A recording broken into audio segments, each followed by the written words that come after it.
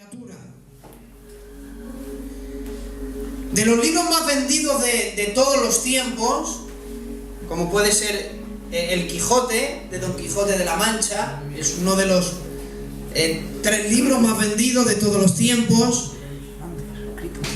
También existen libros como La Divina Comedia, de ese poeta italiano, que la gran idea del infierno principalmente nace de ese libro, de la influencia de ese libro. Ha pasado a la historia y ha habido obras literarias que se han vendido por millares y millares, como son los escritos de William Shakespeare. Hamlet de William Shakespeare era donde se decía ser o no ser, esa es la cuestión. Ese libro que ha pasado a la historia. Libros de gente ciega, como por ejemplo fue John Milton. John Milton fue un estudiante ciego, el cual habló acerca del Edén, del paraíso perdido, y como una persona ciega tenía una imaginación tan increíble de hablarnos de cosas así. Pero a lo largo de la historia también hay libros que los han divinizado, libros que a raíz de ellos han salido una religión. Puede ser el Corán de los islamíes, o el Corán del Islam, ¿no? Los musulmanes tienen el Islam o el Corán como un libro sagrado, y ese libro, el cual enseña y fomenta violencia y no se ve amor por ningún lado. Pero ha pasado la historia y hay una religión muy grande en todo el mundo basado en ese libro. Los chinos, por ejemplo, tienen también sus libros, los cuales han fundado una religión. Incluso muchos países, pobres todos, como son la India y todos sus alrededores, que ellos creen en el budismo. El príncipe Buda era un príncipe. Buda era un príncipe que toda su juventud él intentó buscar la verdad. Él tenía una ansia por buscar la verdad. Se hizo vegetariano, él no comía carne, y llegó un momento, mira cómo era la crianza, criaron a Buda dentro de como era un príncipe, dentro de un palacio, nunca había salido al exterior, no conocía lo que era el exterior, fuera de palacio él no conocía otra vida. A los 16 años se le escapa en busca de la verdad. Terminó un hombre vegetariano, terminó muriendo por comer carne. Y murió con 100 y pico kilos y terminó diciendo: busquen la verdad. Ninguno, ni Mahoma, ni Buda, ni ningún filósofo, ni ningún pensador, nadie jamás se atrevió a decir lo que Jesús dijo. Hubo un hombre llamado Jesús que se atrevía a decir estas palabras. Juan 14:6. Jesús dijo: yo soy el camino, la verdad y la vida. Amén. Había habido 4000 años de historia antes que él dijera estas palabras. Y 2000 años más para adelante nadie, por muy importante, rico, inteligente, sabio, por mucha influencia que haya tenido, nadie se atrevió a decir jamás: yo soy el camino, yo soy la verdad y yo soy la vida. Amén. Y en base a estas palabras, cualquiera puede estudiar a Jesús. Y para estudiar a Jesús, no solamente necesitas la Biblia, porque si solamente encontraras a Jesús en la Biblia, pues habría un límite. Pero podemos demostrar la existencia de Jesús a lo largo de muchas cosas. Mira, número 1, Jesús existió, y te lo pueden decir los mismos ateos cuando le preguntan la hora. A un ateo es alguien que cree que Dios no existe, que Jesús no existió, por lo tanto toda la Biblia es falsa. Pero si a un ateo, alguien que cree que Dios no existe, le preguntas: ¿me puedes decir la hora? Imaginaros que me preguntáis la hora, yo digo: bueno, son las 8:48 de la tarde. Muy bien, ¿de qué día? ¿De qué? Hoy es 13 de diciembre de 2015. ¿Por qué sabemos que es 13 de diciembre de 2015? ¿Desde dónde se cuentan los años? Y un ateo empieza a pensar y dice, desde el nacimiento de Jesús, pero no me has dicho que Jesús no existe. Entonces Jesús es el único personaje de todos los tiempos que dividió la historia en dos. Todos los libros de historia tienen que mencionarle y decir antes de Cristo y después de Cristo. Cristo, en su venida a esta tierra, influyó tanto en la mente de los seres humanos, influyó tanto en la tierra, que es el único personaje que ha dividido la historia en dos. No ha habido antes y después de Buda, antes o después de Mahoma, antes y después de cualquier rey, pero sí hay algo antes y después de Cristo. Amén. Cristo es el único personaje que dividió la historia en dos. Amén. Por lo tanto, en los libros de historia ya tenemos una evidencia de la existencia de Jesús. Amén. Pero sin hablar de Jesús y hablando de sus seguidores, como por ejemplo fueron los apóstoles, Jesús escogió a 70 personas para predicar el evangelio, y de esos 70 tenía un grupo de 12 íntimos que le acompañaron a lo largo de sus ministerios o de su obra para predicar la tierra. Estudiando la vida de estas personas, y no hablo de Jesús, sino hablo de otras personas, esas personas, sus seguidores, son una prueba de que Jesús existió y de que todo lo que él dijo era cierto. Porque, por ejemplo, aquí en España, con decir España, ya tenemos una evidencia de la existencia de Jesús. ¿Por qué? Porque en España está Santiago de Compostela.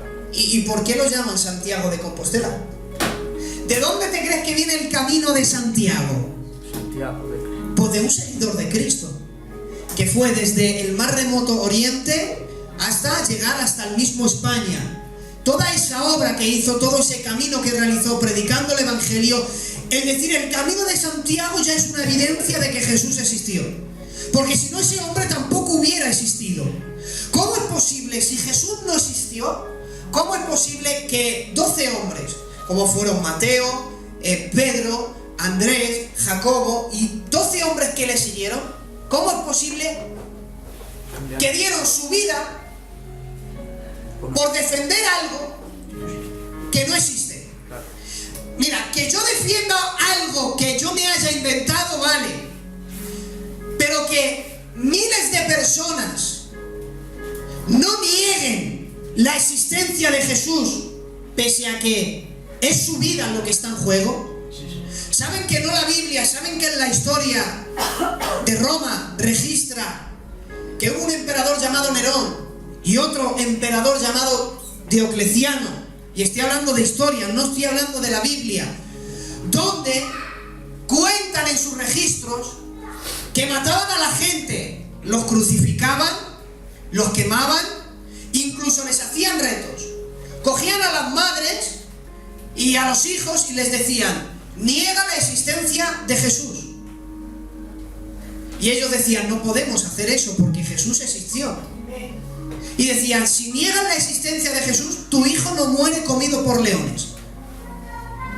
Pero era una verdad tan grande que no podían negarla. Amén. Y como no podían negar esta verdad, incluso murieron defendiendo esta verdad. Los seguidores de Jesús, algunos murieron crucificados, a otros los murieron apedreados, otros les cortaron por la mitad con una espada, muchos fueron decapitados. Y nos preguntamos, ¿todo esto por qué? ¿Por alguien que no existió? ¿Por alguien que se inventaron todo esto por una fábula? Ya filosóficamente, si una persona tiene la mente un poco cuerda, esto es una prueba de que Jesús existió. Amén. La vida y la muerte de sus seguidores, las evidencias a lo largo de la historia, y escuchen, la mayor evidencia de que Jesús existió se llama la Biblia. Amén. Amén. ¿Por qué la Biblia es importante? Porque la Biblia, escuchen, la Biblia es un volumen de 66 libros. ¿Quién ha escrito la Biblia? 40 autores diferentes. ¿Cuánto tardaron en formar la Biblia? 1500 años. ¿Y cuál es el tema? Un solo tema. Jesús buscando al hombre. Amén. Si preguntamos a cualquiera, coge 3 libros, no 66, 3 libros, escritos por 3 personas diferentes, que las separen 10 años a cada una, a ver si coinciden, y ningún literario te puede decir que eso puede ser verdad. Te dirán, imposible, no hay 3 libros escritos por 3 personas que no se conocieron que coincidan como un puzzle. Bueno, aquí hay 66 libros escritos por 40 personas que algunos no se conocieron, que uno nació hoy y 1500 años después nació el siguiente, pero todos, cada uno de la Biblia, desde Génesis hasta Apocalipsis, coinciden como las piezas de un puzzle. Amén. Quitas un solo libro de la Biblia y la Biblia deja de existir, se cae. Es como una montaña de manzanas. Tú quitas una de ellas del medio y ¿qué hace todas? ¡Rum! Caen todas abajo. Quitas un libro de la Biblia y toda la Biblia se derriba. ¿Pero qué tendrá? ¿Qué unidad tan perfecta tiene la Biblia? Que desde Génesis a Apocalipsis todas ellas coinciden como un puzzle. Amén. Amén. ¿Saben por qué es importante la Biblia? Y es la evidencia de que Jesús existió. Porque la Biblia se adelantó a la ciencia. Sí, Señor.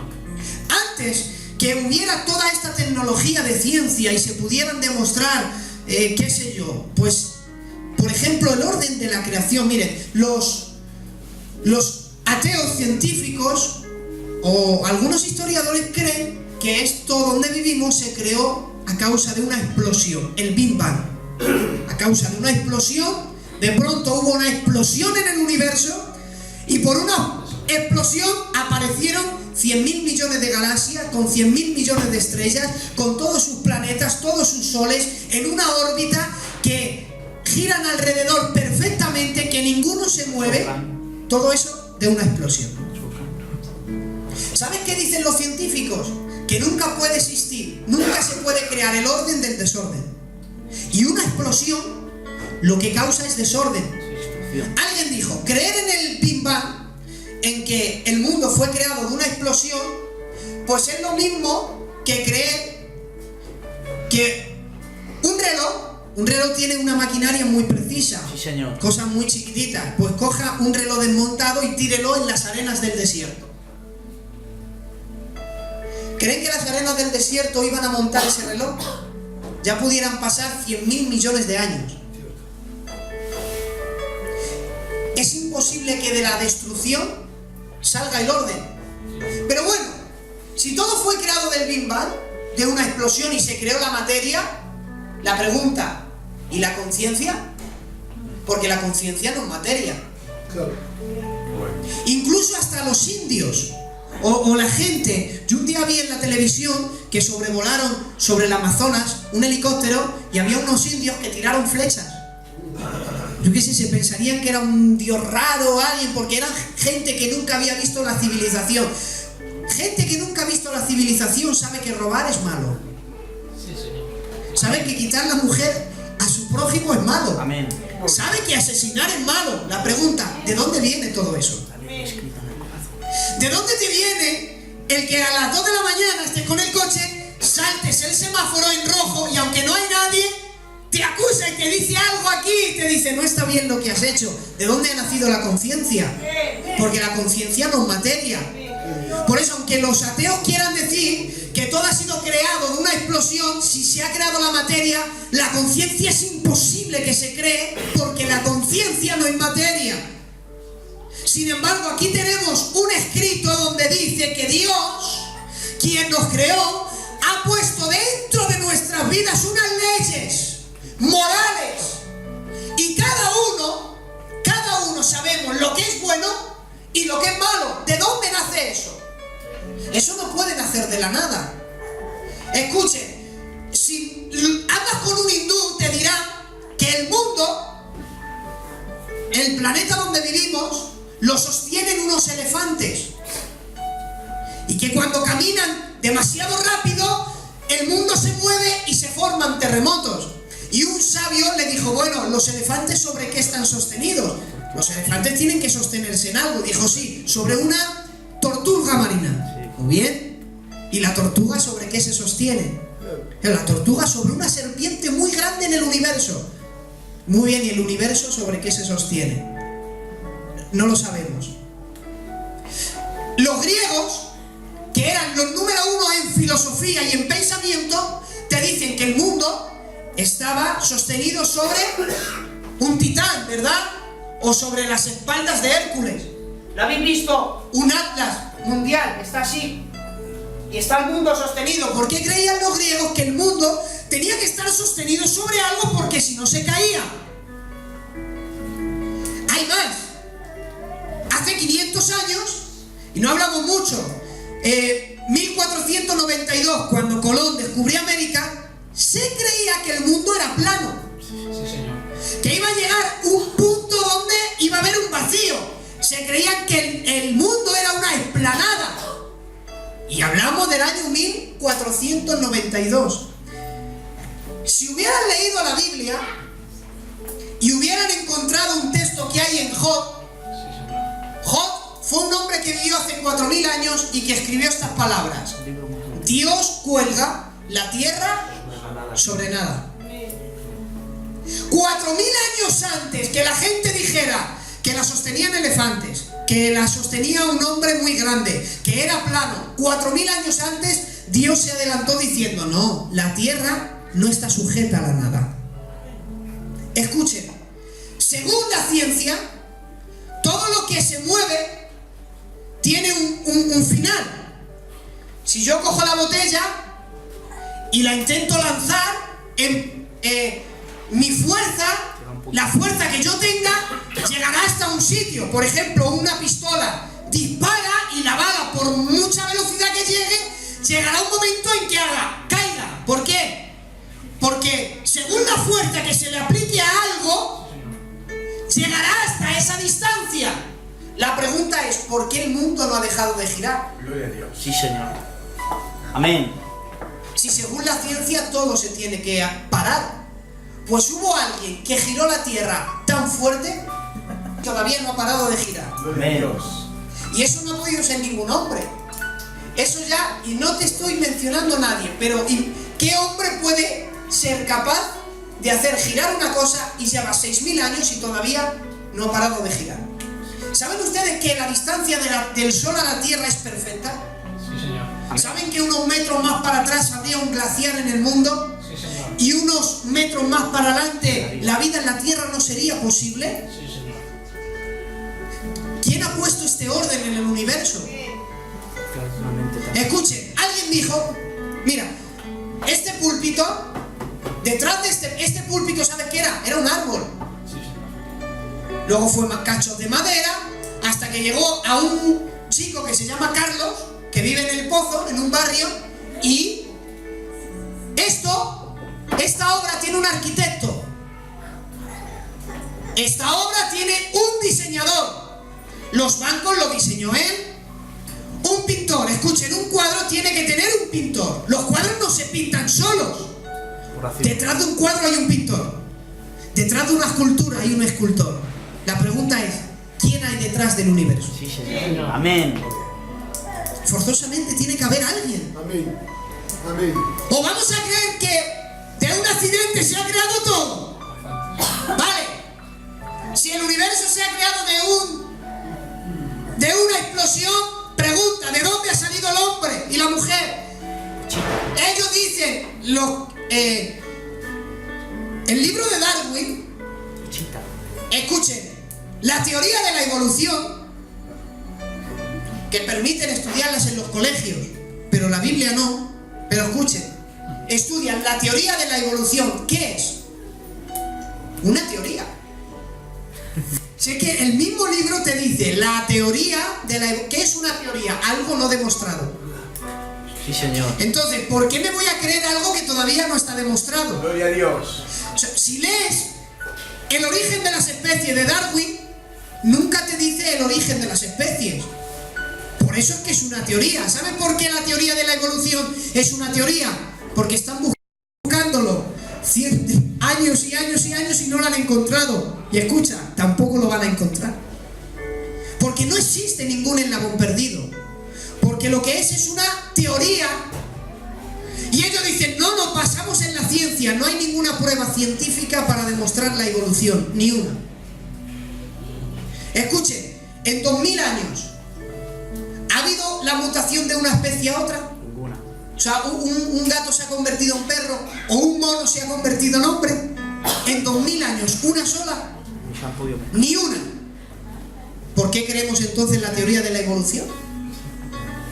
Si en 2000 años no ha habido ni una sola mutación de una especie a otra especie. No hay ciencia en la evolución. Pero escuchen, no sé si te lo han dicho, ¿sabes que este libro es el primer libro que registra ciencia? Sí, señor. Amén. Si lees Génesis capítulo 1, y con esto voy a ir terminando, esto es muy largo porque no tendríamos tiempo para hablar de las evidencias de Dios. Génesis capítulo 1, el orden de la creación. ¿Sabes quién escribió Génesis? Génesis es una palabra hebrea que significa Bereshit, principio o orígenes. Este libro lo escribió un anciano llamado Moisés a la edad de 80 años, siendo nómada de un desierto. Y oigan, cuando él escribe el orden de la creación y los científicos lo estudiaron, se quedaron boquiabiertos porque dijeron, ¿cómo es posible que alguien que vivió hace 2650 años pudiera escribir el orden de la creación científicamente? ¿Saben por qué?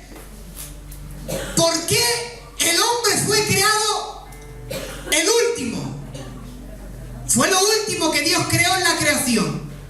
Y anterior al hombre las plantas. Y anterior a las plantas, la cuestión es por qué. Escucha. Antes que Dios pusiera en funcionamiento el sol, creó una expansión. ¿Por qué? Porque si crea el sol, ¿dónde lo pone si no hay nada? Primero Dios tenía que haber una expansión para luego colocar el sol en su lugar. Antes que se crearan las plantas, se creó el agua. ¿Por qué? Porque sin el agua no hay existencia de plantas. Pero es que antes de existir el hombre, se crearon las plantas. ¿Por qué? Porque las plantas producen algo que la ciencia llama fotosíntesis. ¿Y la fotosíntesis qué es? ¿Qué produce? Oxígeno. Sin oxígeno, el hombre no existe. Entonces, el orden de la creación es científico. ¿Saben ustedes que el hombre, si lo reducimos y hacemos de él un componente químico, tiene el mismo componente químico que el polvo de la tierra? Los darwinianos dicen que hemos venido del mono. Pero Dios, en su palabra, dijo, no, el hombre fue creado del polvo de la tierra. Ya no, Moisés hace 4000 años dijo, el hombre fue creado del polvo de la tierra. ¿Saben ustedes que el mismo componente químico del ser humano, el cuerpo, tiene los mismos componentes químicos que el polvo de la tierra? ¿Cómo es posible? Si Moisés no pudo demostrar, no pudo hacer métodos científicos para decir que el componente químico del polvo de la tierra es lo mismo que el del ser humano. ¿De dónde le vino a Moisés este conocimiento? Y podríamos estar hablando de conocimientos y de conocimientos. Por ejemplo, hubo un cristiano científico llamado Botticelli, que fue el que inventó el barómetro, el que luego demostró que el viento tiene peso. Y él dijo, el viento tiene peso, lo he descubierto yo. Pero un día leyendo la Biblia, leyó en Job. Sí, señor. Dios da peso al viento. Hace 4000 años, 2600 años antes que el inventor del barómetro, ya estaba escrito en la palabra del Señor. ¿Sabes cuántas evidencias hay aquí? Todas.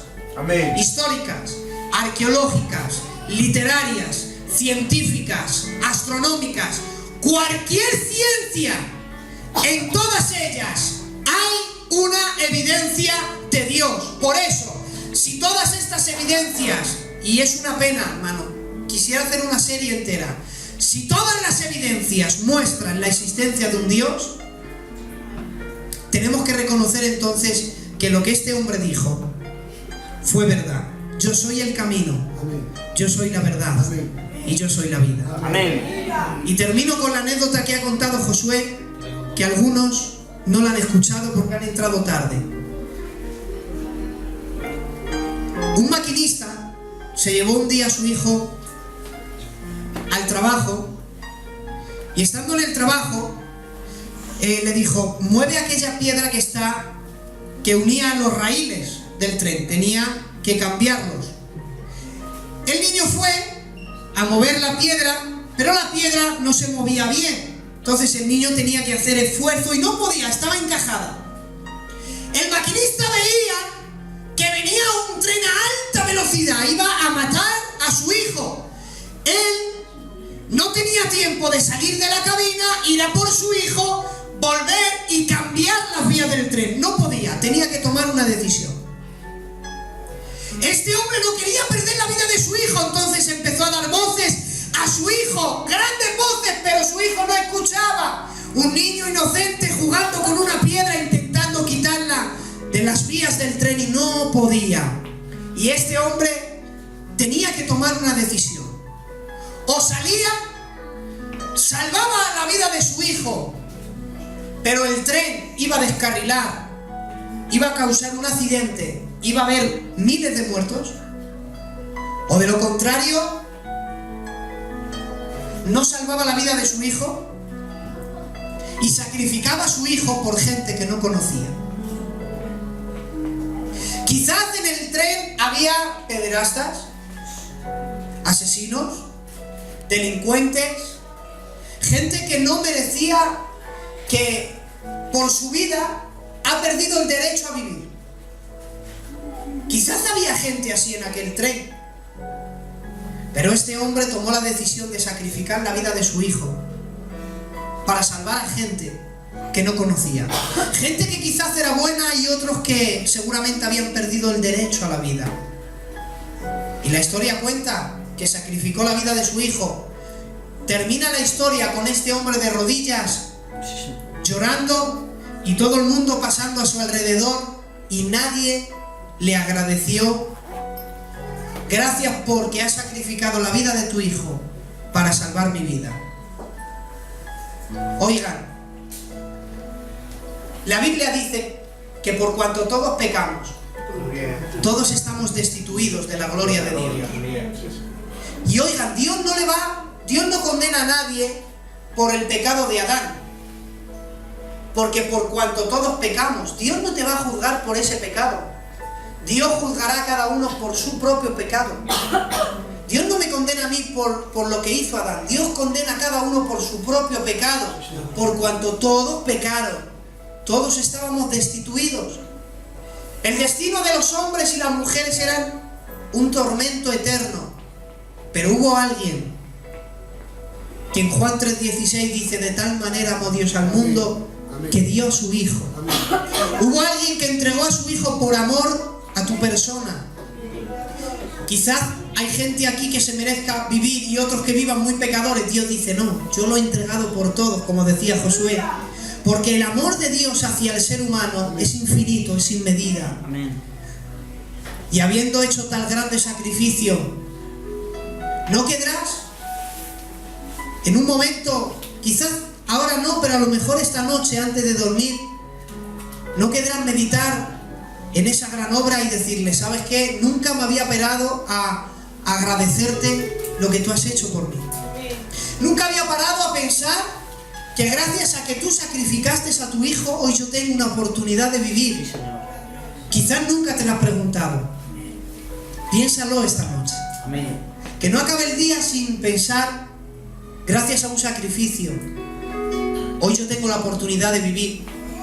Gracias a que murió alguien que existió, que hay pruebas científicas y de todas, de cualquier índole, histórica, astronómica, cualquier índole.